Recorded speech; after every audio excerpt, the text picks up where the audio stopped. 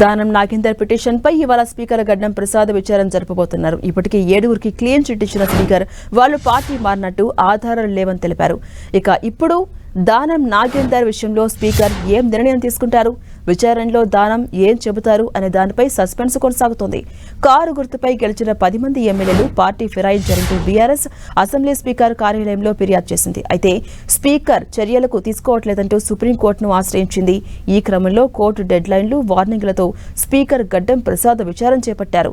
ఇప్పటికే 7గురిని విచారించిన స్పీకర్ వాళ్ళు పార్టీ మారినట్లు ఆధారాలు లేవంటూ పిటిషన్లను కొట్టేస్తూ తీర్పిచ్చారు. అరికపొడి గాంధీ, గూడె మహిపాల్ రెడ్డి, బండ్ల కృష్ణమోహన్, ప్రకాష్ గౌడ్, తెల్ల వెంకట్రావు, పోచారం శ్రీనివాస్ రెడ్డి, కాలై యాదయ్యలకు ఇప్పటికే క్లీన్ చిట్ ఇచ్చారు. ఇక ఈ క్రమంలో మిగిలిన 3 డాక్టర్ సంజయ్, దానం నాగేందర్, కడియం శ్రీహర్లను విచారణ జరపాల్సి ఉంది. అయితే ఎమ్మెల్యే దానం నాగేందర్ కు తాజాగా నోటీసులు ఇచ్చారు. ఫిరాయింపు ఎమ్మెల్యేలో దానం నాగేందర్ కి ప్రత్యేక కేసు. దానం బీఆర్ఎస్ ఎమ్మెల్యేగా గెలిచి కాంగ్రెస్ బీఫామ్ పై ఎంపీగా కంటెస్ట్ చేశారు.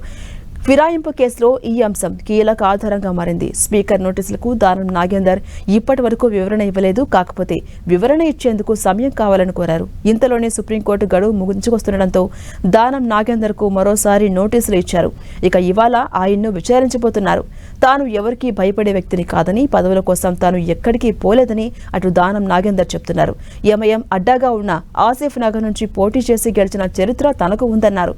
ఫిరాయింపుల కేసుకు సంబంధించి ఎంతవరకు అంతవరకు ఫైట్ చేస్తానని, స్పీకర్ నోటీసులకు రిప్లై ఇచ్చానని, అయితే అక్కడి నుంచి మళ్లీ నాకు ఎలాంటి సమాచారం రాలేదన్నారు. ఇక ఈ నోటీసులను పిటిషనర్ అందుకుని ఉండవచ్చని, అఫిడవిట్ను తన లాయర్ ఢిల్లీ నుంచి పంపించారని చెప్పారు. బీఆర్ఎస్ చర్యలకు అనుగుణంగా తన రియాక్షన్ ఉంటుందని ఎమ్మెల్యే దానం నాగేందర్ స్పష్టం చేశారు.